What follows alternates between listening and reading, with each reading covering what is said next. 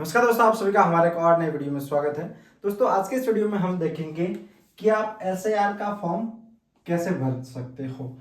आपको भी एसआईआर का फॉर्म मिल चुका होगा, काफी सारे राज्यों में एसआईआर हो रहा है।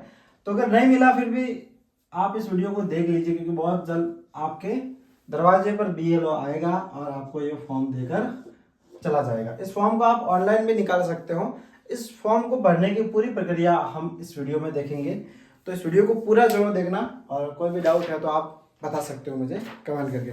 तो ये मेरे पास फॉर्म है, तो इसको आपको कैसे भरना है ये सब कुछ हम देखेंगे, ठीक है।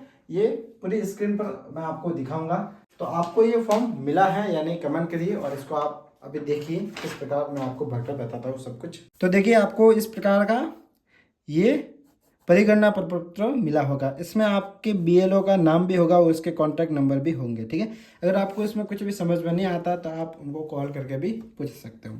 तो सबसे पहले तो ये जो कॉलम होगा, इस कॉलम में ये जिसका है उसकी जानकारी लिखी गई है। इसके बाद ये और एक कॉलम होगा और यहाँ पर एक फोटो है, और पास में एक जो बॉक्स होगा उसमें जिसका ये फोटो है उसी का ही एक नवीनतम फोटो यहाँ पर चिपकाना है। अब आपको एक तो ये कॉलम मिलेगा और नीचे दो कॉलम और मिलेंगे। तो ये कॉलम तो जिसकी ये डिटेल है उसको उसकी ही डिटेल भरनी है, सामान्य से डिटेल है वो भरनी है। और यहाँ पर जो दो कॉलम होगा इसमें से आपको देखो एक कॉलम भरना है। अगर आपका नाम 2002 या 2003 वाली जो एसआईआर हुआ था 2002 या 3 में, उस लिस्ट में आपका नाम है तो आपको ये वाला भरना है उस लिस्ट के अकॉर्डिंग। अगर आपका उस लिस्ट में नाम नहीं है तो आपको अपने अभिभावक माता पिता दादा दादी का उस लिस्ट में जिसमें नाम है उनकी ये जानकारी भरनी है, ठीक है। जैसे ये मेरा है तो यहाँ पर देखो मैं भर लेता हूँ मेरी डेट ऑफ बर्थ, ठीक है। जैसे भरा मैंने ये 2004, आपको मैं उदाहरण के लिए बता रहा हूँ। और यहाँ मेरे आधार नंबर हो जाएंगे,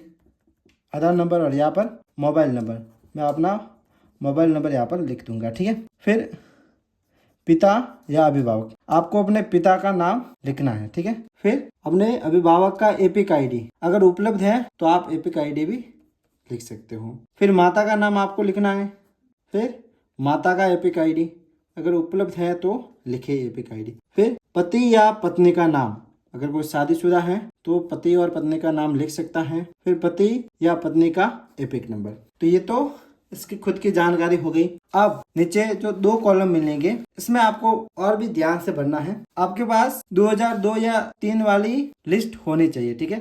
आप वो लिस्ट ऑनलाइन भी डाउनलोड कर सकते हो, मोबाइल में भी लिख सकते हो, और आप उसकी प्रिंट निकाल कर भी अपने पास रख सकते हो और उसके देख कर भर सकते हो। अब ये जो पर्सन है इस पर्सन का 2002 या 3 वाली लिस्ट में नाम है तो उस लिस्ट को खोलना है। उस लिस्ट में जो इसकी डिटेल है वो डिटेल भरनी है, जैसे कि उसका नाम। अब यहाँ पर ये नाम अलग हो सकता है, जैसे पहले नरेंद्र था फिर बाद में नरेंद्र कुमार हुआ तो उसमें तो नरेंद्र ही होगा। तो जो पहले का नाम है वो इसमें भरना, ठीक है। जैसे पहले और अभी नाम सैम है तो सैम ही भरना है। अब एपिक नंबर, अगर वहां पर एपिक नंबर है तो आपको एपिक नंबर भरना है। अब उसमें रिश्तेदार का क्या नाम होगा, ठीक है इसका, तो उसमें उस समय एसआईआर हुआ होगा उसमें रिश्तेदार का क्या नाम था उस रिश्तेदार का नाम भरना है। अभी भले रिश्तेदार का नाम चेंज हुआ हो, पीछे हम लगाते हैं ना जैसे अपना नाम होता है पीछे पिता का नाम होता है, तो उस समय जो नाम था पिता का या किसी का भी पिता का नाम ही होता है ज्यादातर, तो आपको पिता का नाम लिख देना है। अब रिश्ते का नाम, वो क्या रिश्ता क्या था उनसे, तो पिता थे क्या था पति वगैरह जो भी है लिखना। फिर जिला, उस समय आपका एसआईआर हुआ था तब क्या एड्रेस था क्या जिला था वो जिला बनना है, ठीक है। जैसे किसी की शादी हो गई तो उसका अब चेंज हो गया, लेकिन उस समय क्या जिला था वही जिला बनना है। फिर राज्य का नाम, राज्य वगैरह है वहां पर उस लिस्ट में जो है वो बनना है, ठीक है। फिर ये है विधानसभा निर्वाचन क्षेत्र का नाम, कौन से विधानसभा क्षेत्र से एसआईआर में 2002 या 3 में भरा था वो इसमें लिखना है, ठीक है। जैसे हमारा है आहोर, तो ये हो गया। अब है विधानसभा निर्वाचन क्षेत्र की संख्या, ये जो है ना जो 2002-3 वाली लिस्ट है ना उसमें सब जैसे क्रम संख्या फिर आगे संख्या नाम और लास्ट में एपिक नंबर वगैरह सब कुछ लाइन से लिखा है, तो उसमें से ये सारी डिटेल आपको भरनी है। क्रम संख्या उसमें सबसे आगे लिखी है, ठीक है। मैं आपको स्क्रीनशॉट दिखा रहा हूँ, इस प्रकार से पूरी लिस्ट है, उस लिस्ट में सारे आपको डिटेल मिल जाएगी, तो उस डिटेल को भरना है यहाँ पर। फिर है अगर किसका 2002 या 3 वाली लिस्ट में नाम नहीं है, जैसे मान लो ये मेरा है, अब मेरा नाम नहीं है, अगर नाम है तो वो सेम टू सेम डिटेल उस 2003 या 2 वाले लिस्ट से भर लूंगा। अगर मानो मेरा नाम नहीं है तो मैं क्या करूंगा, मैं मेरे पापा का देखूंगा, तो पापा का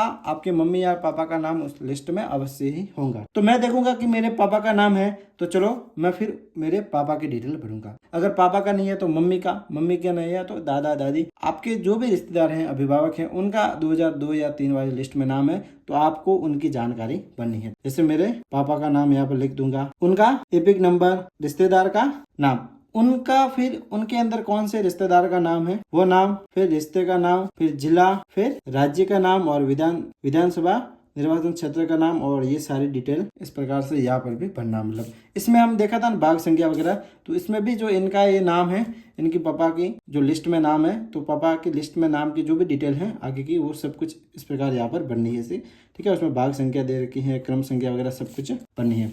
और लास्ट में आपको यहाँ पर बाएं हाथ के अंगूठे का निशान और नाम और तारीख लिख देनी है, और फिर वो फॉर्म BLO के पास सबमिट करवा लेना, ठीक है। 2 फॉर्म होंगे, एक तो BLO अपने पास सबमिट कर लेगा और एक आपको साइन करके दे देगा, जो आपको संभाल के रखना है। तो ये सारी जानकारी इस प्रकार आपको भरनी है। इसके अलावा कोई भी आपको डाउट है ना, तो आप अपने BLO से सीधा कांटेक्ट कीजिए, ठीक है। और मुझे भी कमेंट करके बता सकते हो, मैं आपके डाउट को क्लियर करने की पूरी कोशिश करूंगा। ये था वीडियो। अगर आपको वीडियो पसंद आया तो वीडियो को लाइक, शेयर एंड सब्सक्राइब। मिलते हैं नेक्स्ट वीडियो में।